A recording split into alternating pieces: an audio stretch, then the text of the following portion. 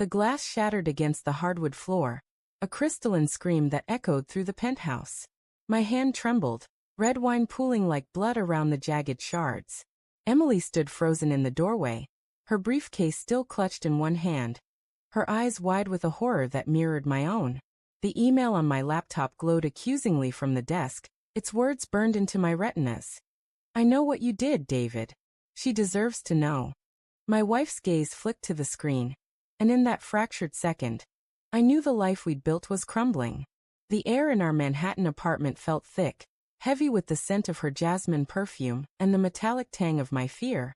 20 years of marriage, 2 decades of shared dreams, now teetered on the edge of a single damning truth. I wanted to speak, to explain, but my throat was a desert, my tongue a traitor.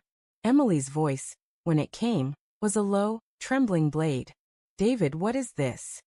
I forced myself to meet her eyes, those hazel pools I'd fallen into on our first date at that cramped Brooklyn cafe.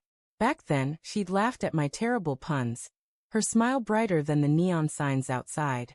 Now her lips were a tight line, her face pale as the city lights flickering through our floor-to-ceiling windows. "It's not what you think," I stammered, the lie tasting bitter even as it left my mouth. Her eyes narrowed, and I saw the lawyer in her awaken.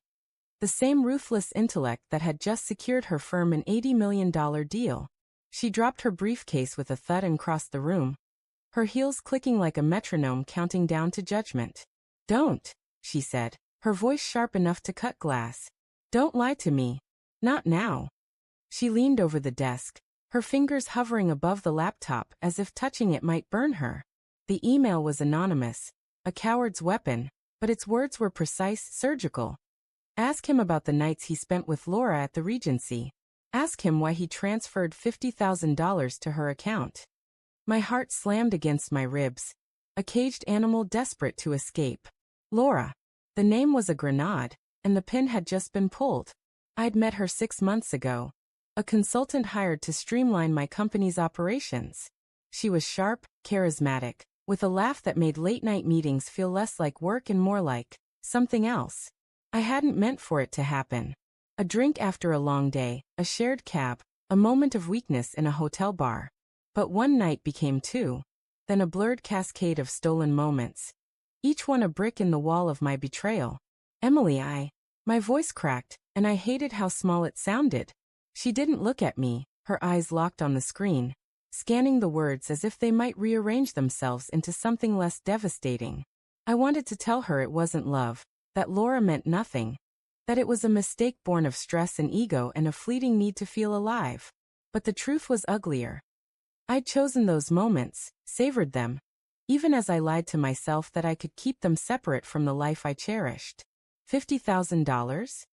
Emily's voice was a whisper now, but it carried the weight of a scream. "You gave her money?"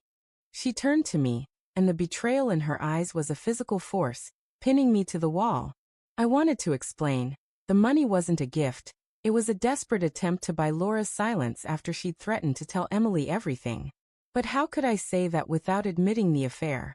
How could I confess that I'd paid to protect a lie, only to have it explode in my face?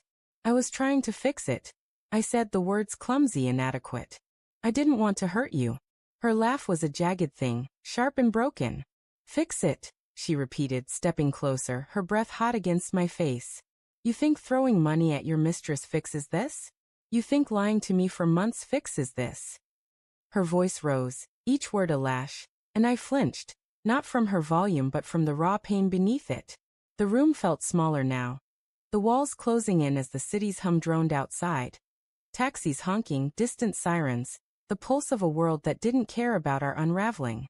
I remembered the early days, when Emily and I would stay up late, plotting our futures over cheap wine and takeout. She'd been a junior associate then, scrappy and ambitious, while I was building my tech startup from a dingy co-working space. We'd promised each other honesty always. How had I let that promise decay? "Tell me everything," she said, her voice steady now, a prosecutor demanding the truth. I sank onto the couch, my legs unsteady, and the story spilled out in fragments.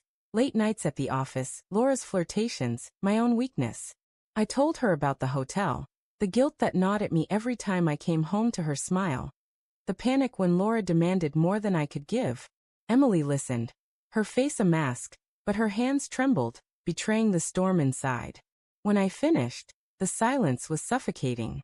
She stood by the window, her silhouette framed against the glittering skyline, and I wondered if she was imagining a life without me. I trusted you, she said finally, her voice so soft I barely heard it. I built my entire world around you and you, she trailed off, her shoulders shaking. I wanted to cross the room, to hold her, but the distance between us felt like a chasm.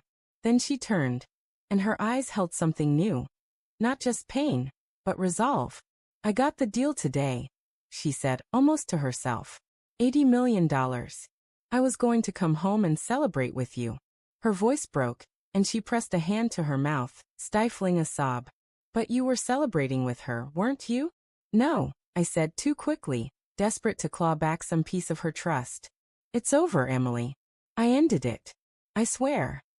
But even as I spoke, I saw the doubt in her eyes, the realization that my words were just another layer of deception.